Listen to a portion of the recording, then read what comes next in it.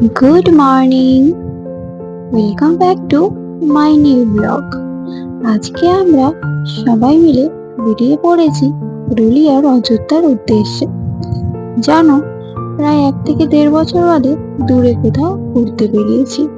প্রথমে ভেবেছিলাম যাব না, কিন্তু রাজ বলল চলোই না, সবাই মিলে বেরিয়ে আসি, আর মাইন্ডটাও ফ্রেশ হয়ে যাবে, আর আমার জিনিসপত্রগুলো নিয়ে চলে আসবো। তারপর আর কি, রাজি হয়ে গেলাম। আর এইসব সুযোগ কি বারবার আসে বলো? পুরুলিয়াতে রাজ কাজের সূত্রে সেখানে ছিল, আর তার সেই দিনটি অফিসে লাস্ট দিন ছিল। তাই সেখানের সব কাজ মিটিয়ে দিয়ে আর গাড়িতে সবকিছু তুলে নিয়ে চলে আসছি পাহাড়ের টপিলে। জানো, এখানে দেখার মতো প্রায় অনেকগুলো স্পট রয়েছে। একদিনে তা দেখা কোনো মতেই সম্ভব নয়। আবার যদি বর্ষাকালে চলে যাও তাহলে তো হয়েই গেল। কিন্তু যাই বলো, পাহাড় প্রেমীরা যে কোনো ঋতুতে পাহাড়ের প্রেমে পড়ে যায়। বর্ষাকালে যে পাহাড়ের ভ্রমণটা, সেটাতে তো একটা আলাদাই অনুভূতি রয়েছে। যেমন দেখো, এই বৃষ্টি তো এই রোদ, এই ভিজে যাচ্ছি তো এই রোদে আবার শুকিয়েও যাচ্ছি। দেখো পাহাড়গুলো, মনে হচ্ছে না যেন কত রহস্য লুকিয়ে আছে সেখানে।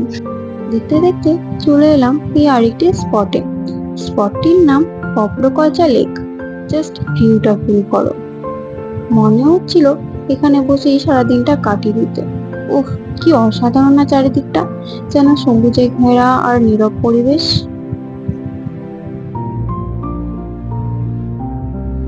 তারপর চলে যাচ্ছি আরো একটি স্পটের উদ্দেশ্যে। দেখো, হঠাৎ আবার বৃষ্টিও চলে এলো।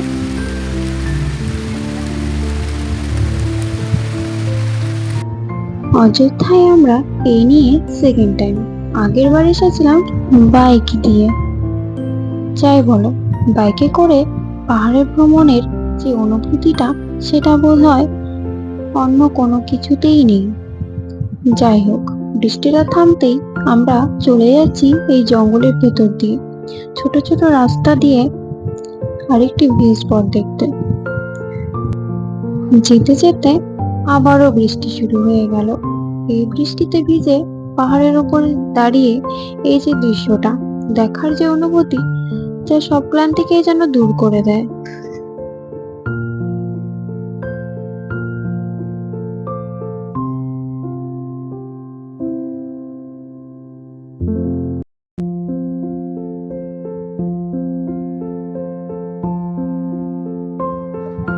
আর আমাদের পাগলামিটা দেখো, বৃষ্টিতে ভিজে ভিজে কেমন ভিডিও আর ফটো তুলেই যাচ্ছি।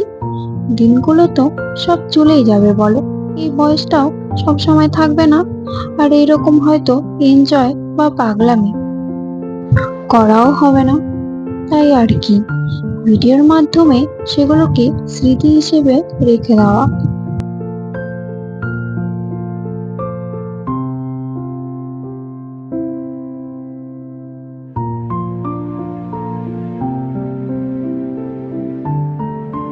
তারপর একে একে কিছু ভিডিও আর কিছু ফটো তুলে নিয়েছিলাম।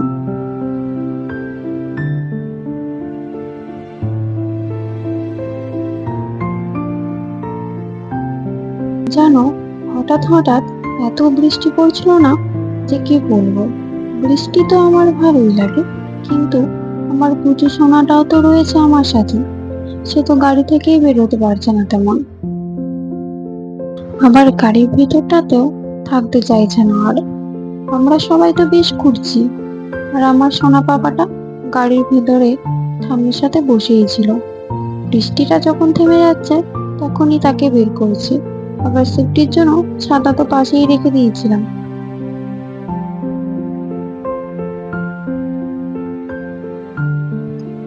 এই ট্রিপটা আমার সোনা মায়ের ফার্স্ট ট্রিপ। দেখো, সে কত খুশি আর কত এনজয় করছে। আমার পুচু সোনার ঘুরতে পারলে আর কিছুই চায় না তার।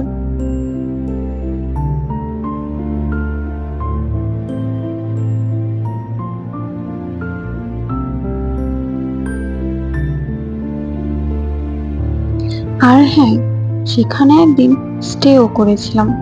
সেই ক্লিপটা আর নেওয়া হয়নি। যাই হোক, আজ তবে এখানেই শেষ করছি।